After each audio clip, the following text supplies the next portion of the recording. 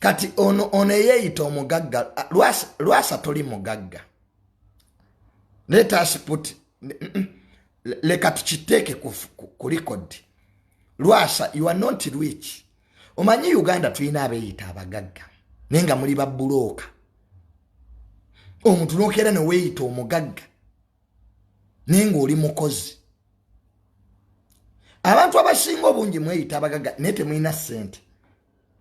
Lwasa you are not rich. Weefaananyiriza abagagga naye toli mugagga. Maye abantu abamu mwagala okwefaananyiriza abagagga. You want to resemble rich people, but in actual sense toyina ssente.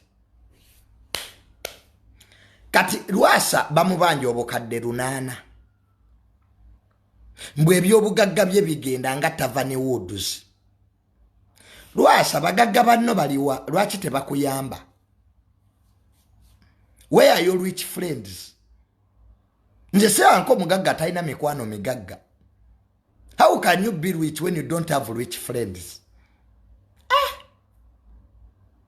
Mugagga waawa gwe wali olabye nga talina mikwano migagga ye Lwasa.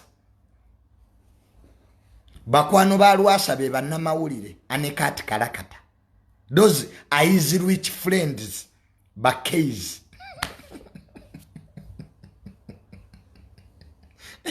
Bakeiz be bali bagagga Lwasa bagagga banne be Bakeiz. Those are his rich friends. Lwasa lekera okulivinga life etaliyo. Lwasa ebyakuleetera obuzibu n'abantu abasinga kyovula banga baavuwadde kwekaniikirira. I don't know why Ugandans you don't want to live your life. Muve mu kirasi ezitali zammwe. Toyina sente ogule emmotoka ey'ebbeeyi. Tonnazimba opangisa apartment. Mbosula mu apartment ya bukadde 2. Toyina na toyi ku kibuga. You don't even have a latrine in the capital city. Osulotya mu nyumba ey'obukadde 2 nga tonnazimba. Really? To prove what?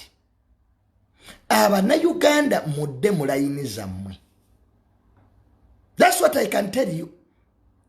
Ebireetedde abo ba Lwasa okwavuwala. N'abo abeeyita abagagga boolaba. Ku livinga life, fake life. Toyina sente ovuga cross country.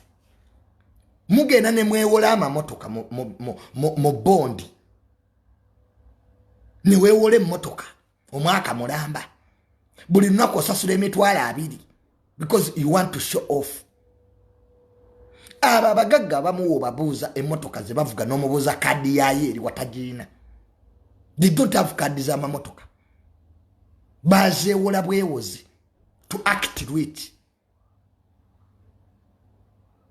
They are pretenders. They are living a fake life. Mulekerawo okuprovinga. You are proving nothing. Wano mu Uganda eriwo abantu abayina sente but they are quiet. Nga tomulabangako mu mawulire nenga ayina sente. Obugagga n'amawulire tebikwatagana. Ne omuntu nojja mu mawulire ng'okimanyidde that you don't have money. Oyise press conference ogambe chensi. What are you going to tell the world? Wano mu bantu abayina okuyita press conference ye Jerusalem Sale. He has money, he has power. Honorable Sam Kutesa. Be bantu abayina okuge, be bayina okuyita ku press conference bagambe ensiti bagagga. Mbire Sudiru Hamisi Kigundu bano be bagagga. Negwe toyina sente oyita abamawulire obagambe ki? What are you going to tell the world? Bane mudde mu layini zammwe. Stop calling mulekerawo kweyita abagagga nga temulina sente. Stop fighting to prove omugagga teyeeyogerera. Omuntu alina sente teyeeraga teyeekubira bulango. sente ziringa njaga zina bamulaba omuntu bwanwe njaga era amaaso galabika you can easily tell a marijuana smoker ne sente bwe ziri you don't have to call the media toyina kuyita ba mawulire oba weye emitwalo 5 bo bagere bagayimba oli mugagga then you are not rich obugagga bubeera muntu obugagga kiri muntu tebakyeyita obugagga buba n'omula n'emirandira imisingi kwe butuula neto toyina wadde akamyaka vuddemu olubuto toyina wadde enkofu gy'olunda uli mugagga waawa kati lwaso wiki n'ensaayo lwasa bizinesi zo ziriwa aya ne entrepreneur oli omu estate business lwasa oli mugagga muki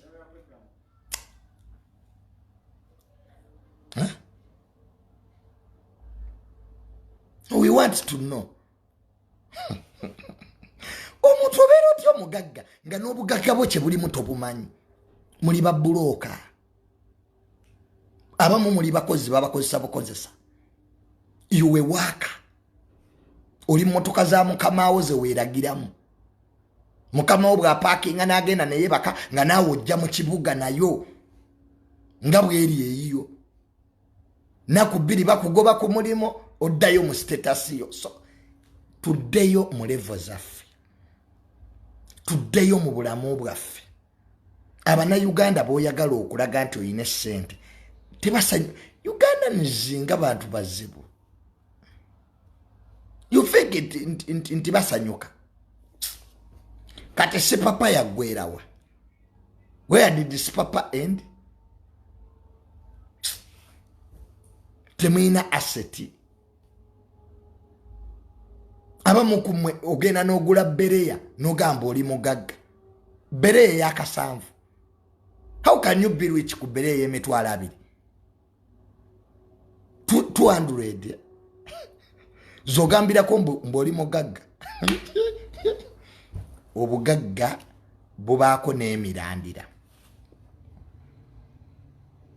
toyina wadde ekizimbe mu kibuga kiriko linnya lyo.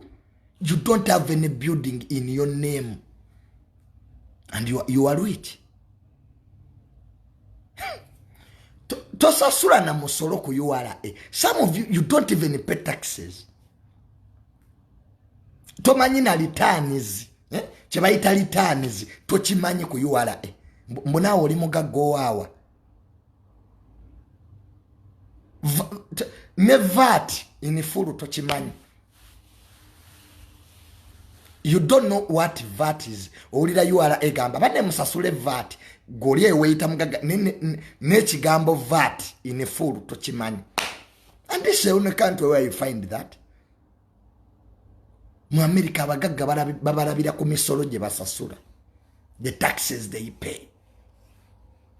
Nomanya nti eno company MTN yesasula billions of taxes. Nomanya abo bagagga ne abamu olunda nkoko oyina okusabirira nnyo enkoko zibiike. You are ever in prayer.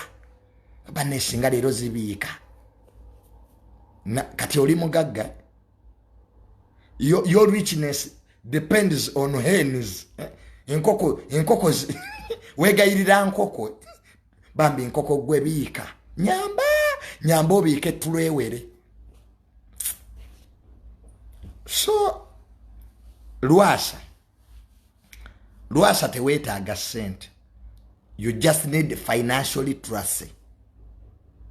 Weetaaga okusomesa mu luzungu kye bayita financial literacy. Ng'abagagga abeeyita abagagga abamu kye mwetaaga. Financial literacy. Okitegedde? You must be exposed to financial basics of financial literacy.